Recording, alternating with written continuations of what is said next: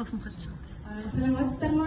Біздің жаратылыстану және математикалық бағыт бойынша апталығымыздың ашылуында ғылыми жобалармен таныстыңыздар, көптеген қызықты ақпараттар алдыңыздар. Енді өздеріңізге бір пайдасы тиеді деген ниетпен, жұмыстарыңызды жеңілдетеді деген ниетпен жасанды интеллект бойынша жаңалықтармен таныстырғым келіп отыр. Өткен апталықта естеріңізде болса, Merge Cookпен таныстырған болатынмын. 3D модельдерді қолда ұстап, 3D көру. Енді бұл жолы Голо сағатты алып келдім. Яғни QR кодты сканерлеу арқылы видеороликте көруге болады, яғни сөйлейтін код QR код.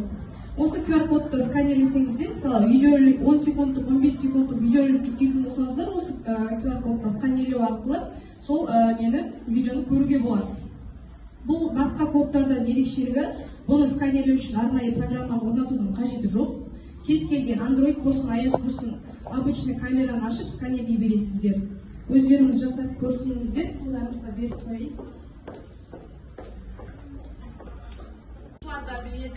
Енді бірақ бізге мұғалімдерге ғылыми жағынан жауап беретін жасанды интеллект керек. Фобис сайтына кіретін болсаңыздар, осындай жасанды интеллекттің неше түрі бар. Мысалы, мынау именно биология сабағынан қымыжы жасауға көмектесетін жасанды интеллект. Сабақтың тақырыбын жазасыз, сыныбын көрсетесіз, болды, сол тақырыпқа қатысты қымыжы құрастырып береді. Ал мынау бакалаврда, магистратураны бітіріп жатқан кезде дипломдық жұмыс жасауға көмектесетін жасанды интеллект. Қазір ешкім өзінің басын ауыртқысы келмейді, кітапханаға барғысы келмейді, сосын біреуге сатып аласыздар. Енді дайын бізде жасанды интеллекттер бар, неге өзіміз қолданбасқа? Одан кейін дидактик деген тұр. Дидактик деген бар, бұл сабаққа қатысты дидактикалық тапсырмаларды құрастыруға көмектеседі. Кішкене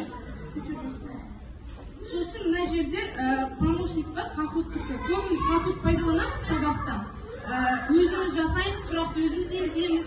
Енді осы мынау жасанды интеллектке тақырыпты, сабақтың аты жөнін, қандай бізге тапсырма керек, соны көрсетсек, Kahoot арқылы тапсырма құрастырып беретін жасанды интеллект бар.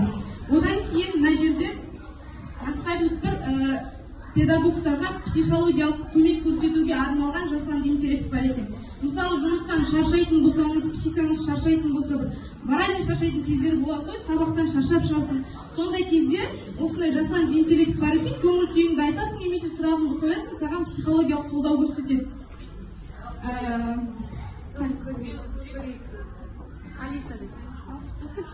Қолдауын көрсетеді, мотивация береді деген сияқты.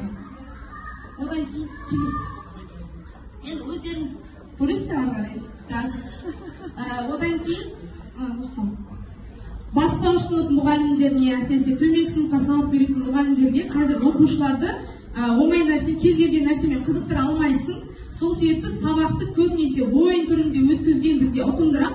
Сол себепті EducaPlay деген сайт бар бізде. Бұл жерде тапсырмалардың барлығы ойын түрінде құрастырылған, оқушылардың назарын аударуға. Сосын түсі де яркий түсті оқушының назарын бірден аударады өзіне.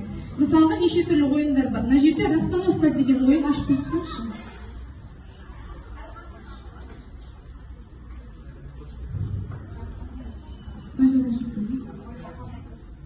Басыңызшы начать деп. Дайын мысалдары көрсетілген, осы мысалдарды өзгертіп, өздеріңіз тапсырма құрастырсаңыздар болады. Мысалы, мынау расстановка деген ойында 6 сурет берілген, осы тапсырмасы бойынша ең көне суретті бірінші қой, рет-ретімен қою керек. Қайсы бірінші, сол бірінші, одан кейін шыққан екінші, солай шығу тарихы бойынша рет-ретімен орналастыру керек. Енді оны тарихқа пайдалансаңыздар болады. Мысалға, хандардың суретін қойып, ең алғаш хан болған кім деген сияқты рет-ретпен орнат деген тапсырма істеуге болады. Келесі қайтадан. Типі геймстер сөзіңіз. Одан кейін мынау лягушка дегені бар, именно бастаушыға керек. Осыған кірсеңіздер, сұрақ қоясыздар, сұраққа дұрыс жауап берсе, бақа екінші гүлдің үстіне секіреді деген сияқты.